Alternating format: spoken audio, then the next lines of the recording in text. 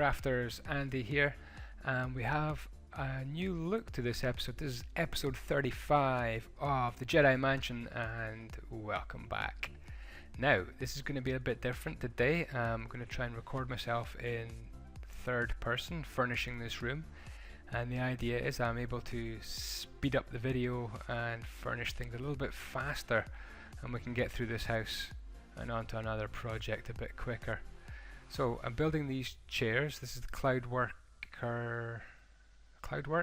something. His design anyway. And I'll show you in slow motion here without speeding it up. It's two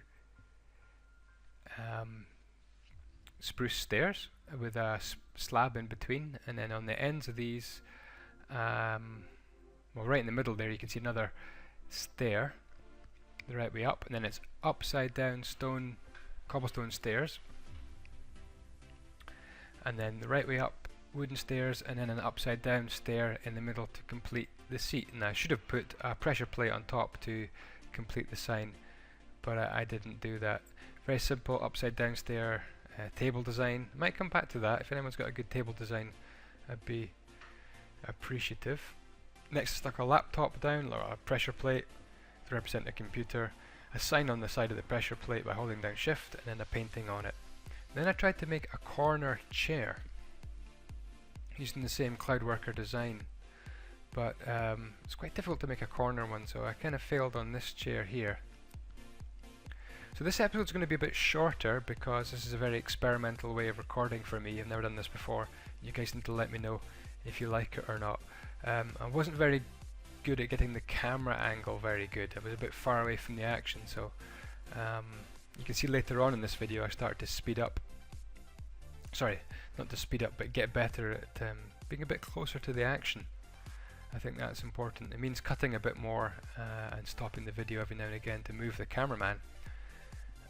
A big shout out to my friend Callum, who lent me the use of his account so that I could record in third party.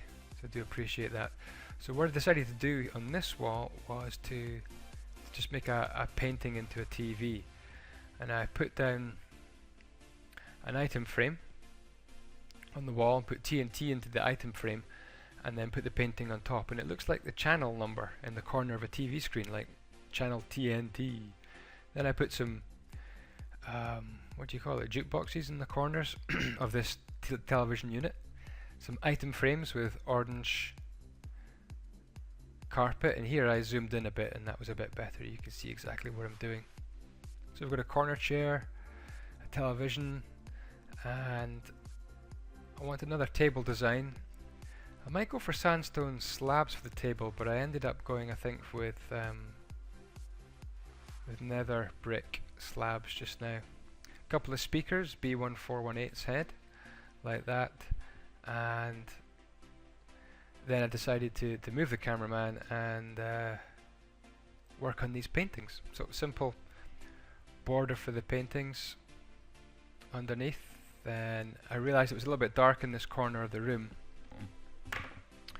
and I thought, how do I get some light into this area then? And I had a look behind, and I realized that if I got rid of these paintings and made some gaps in the wall at the ceiling height and the floor height of the room through the way, then that would get some light behind the paintings. A couple of little player heads, some bookcases in the chest, and then it was onto the other corner of the room. Bookcases, beacons, and some dark glass to represent just some cabinets, and I ended up being happy with a triple high cabinet. Some trapdoors around the side, and that completes these cabinets. I put some leaves onto these anvils, but the trouble was the leaves joined onto the glass and that didn't look good. Now it's very dark in this room, so it's time to put a chandelier, and this is in real time this time. So it's a hopper on the ceiling with two bits of netherrack fence coming down, a beacon, and then surrounding it with yellow glass, which looks pretty splendid.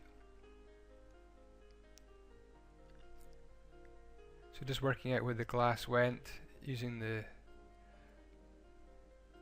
kind of the corners or the middle bits of the surround of glass at the top, and then joined it up at the bottom, and then one more down. So that's my very simple chandelier. Then it was time to have a look at the fireplace and add a bit more detail to this. So after adding some light, I got some stairs and just added a little bit more detail in. And I often work like this. I'll build something like a fireplace and then just kind of leave it, and then let my brain rest and have a think overnight and come back to it and go, yeah, this is where I need to add the detail. So some alternate upside down and right way up stairs. Then I thought it'd be cool to have a couple of chests for all the things you would use, like firelighters and matches and kindling for your fire. And that worked out pretty well. So put a couple of these chests down in little alcoves, and I'm really happy with that design. And then it was just a question of tweaking the design a little bit, coming up with a fireplace that I'm really happy with. Cool. And then it was onto that corner there, which I didn't record very well, so I'll give you a sneak preview of what I ended up doing. Enchantment tables, some more bushes, painting on that wall, and then a question of just adding a bit more detail to this featureless wall. And I thought, well, if I put some beacons behind these stairs, then some light would come through the stairs. So, what do you think, guys? Brand new style. This is Andyisyoda saying goodbye. Goodbye!